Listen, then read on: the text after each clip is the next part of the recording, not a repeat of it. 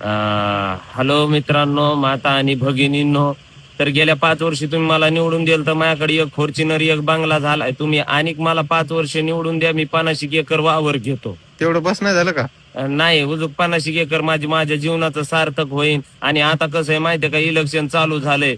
मी गोरगरिबाची मदत करताना मग व्हिडिओ शूट करा आणि ते व्हिडिओ ना लगेच अपलोड करायचा, म्हणजे लोकांना दिसलं पाहिजे मी गोरगरिबाची मदत करतोय. परत मी गाडीमध्ये बसलो की मी हातावर भाकर घेऊन ना 2-4 घास खा जाईन चटणी संग.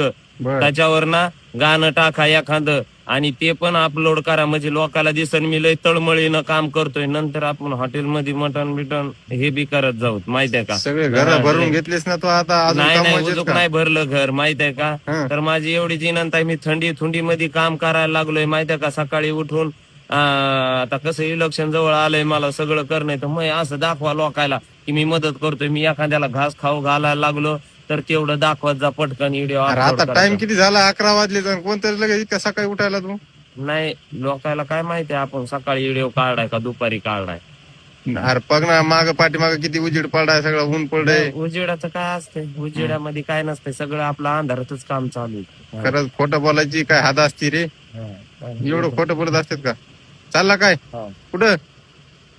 लोकांच्या सेवामध्ये दाखव नाही ना. आता इलेक्शन जवळ आलंय, वोट पाहिजे तुम्हाला. तुमच्यासारखे खोटं बोलणारे पाहिजे. घर भरून घ्या, आपण आपले गरीब मराले तसेच. चालला जाय माग आता भीक.